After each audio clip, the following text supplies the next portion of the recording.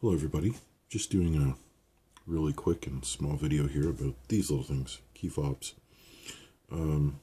This is actually within range of my car, so I'm not going to push it too many times. You've all had this, you push the button and your little light doesn't light up. So you assume it's the battery, you change the battery. I've already taken the screw out to make this easier because there's one screw on the bottom of mine. You've tried all the buttons. That little light just doesn't light up. It'll be this little thing here, which on this remote actually is a window. We're going to get into it here in a second. Give me a moment here. Just see if I can pry this up. Now you've already seen sort of a giveaway as to my end solution, because this repair has already been performed. I'm showing the after the fact in case anybody else has the problem. Now, a lot of the time in these remotes, and with many remotes, these touchpads get dirty, and I've left the top one dirty. So you see how that one's got a slight darker tint. It's actually showing up on the camera here. I'll focus, you stupid thing. Here we go. Nope. Okay, so see if we can bring it right up here if it'll focus.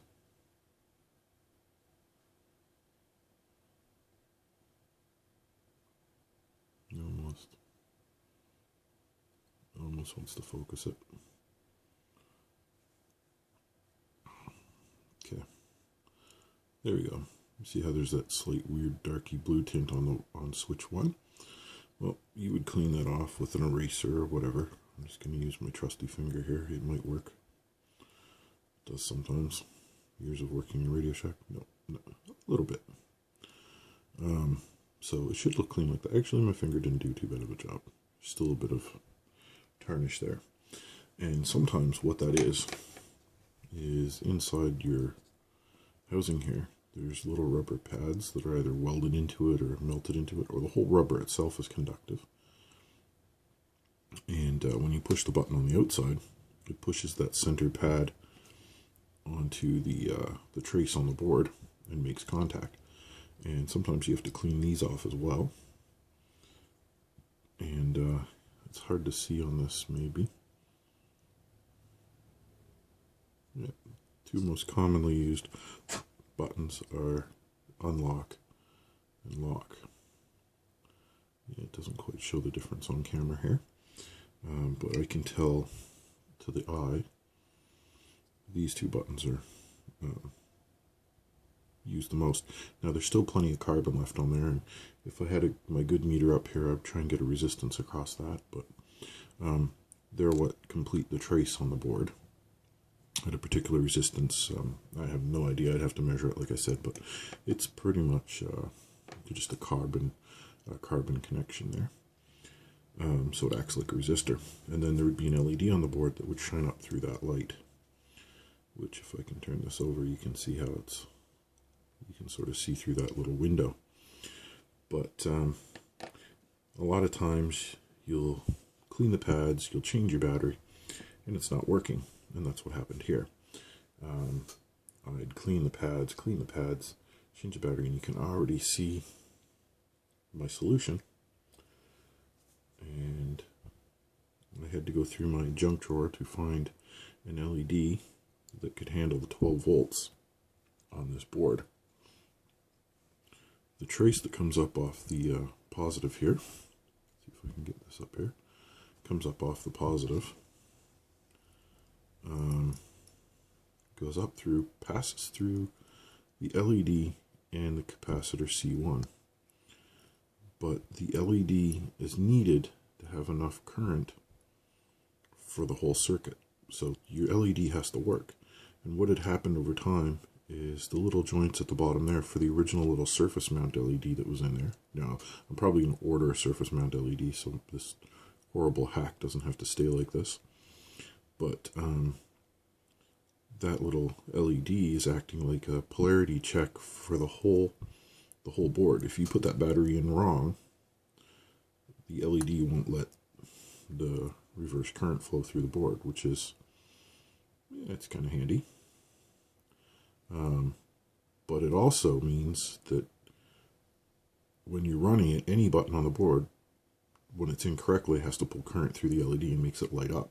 So when you push the button, how bright your LED is at least in board in most of these little key fobs, the intensity of your LED is proportional to the amount of current flowing through it, which means you could have a problem with the battery terminals. As you can see, I had to beef these up.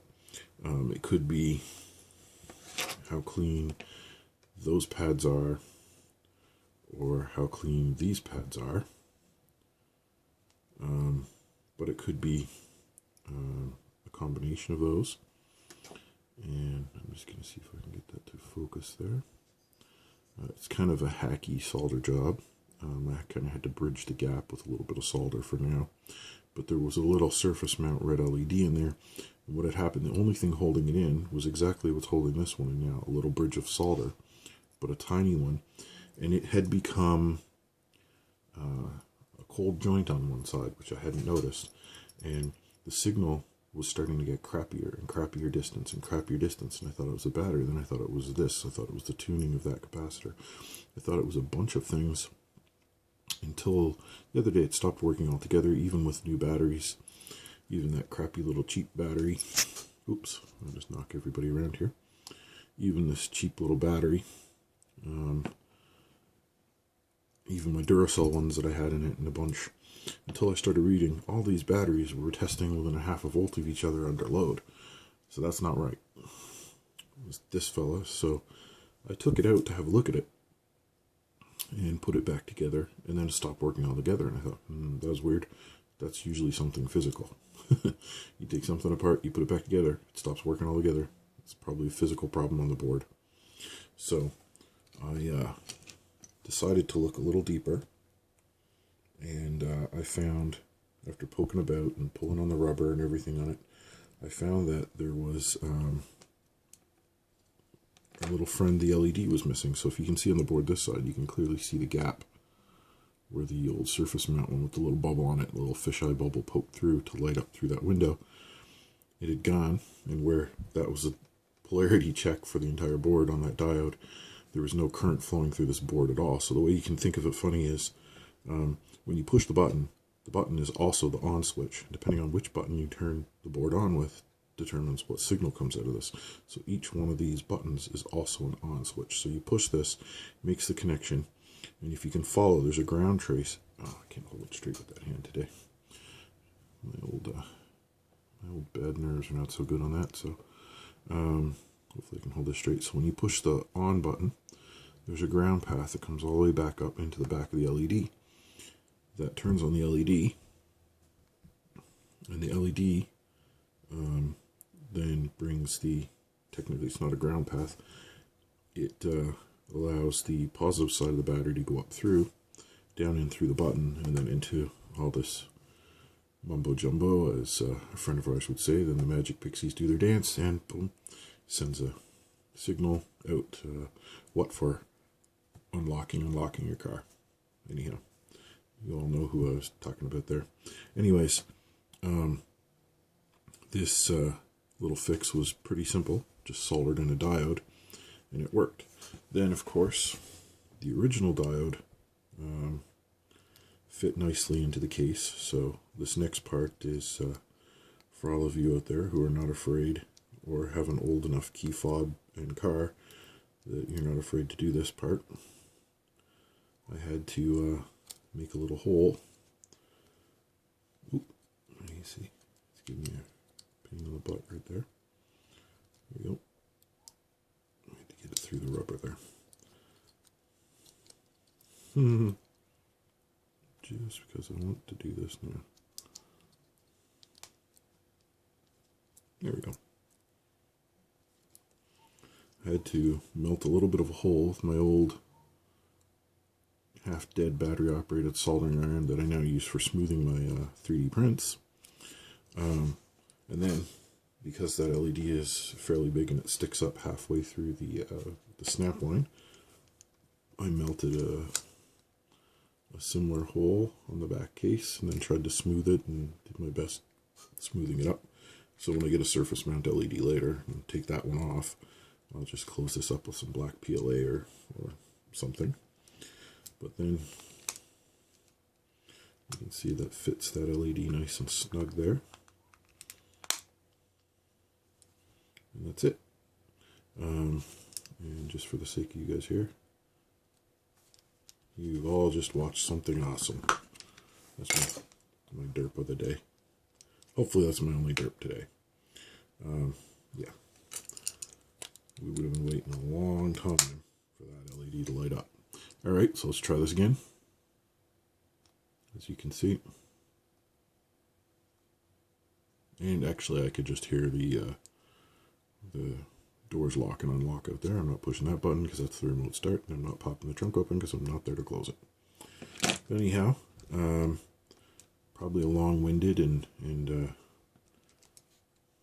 hopefully a little bit informative other thing you can fix in your old key fob.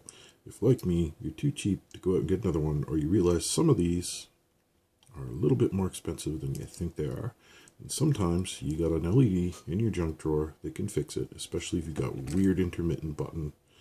And it doesn't matter what you do with the battery, the LED is always dim. You've cleaned the keypads, the LED is still dim, or even worse, some days it's dim, some days it's not, and nothing else has changed.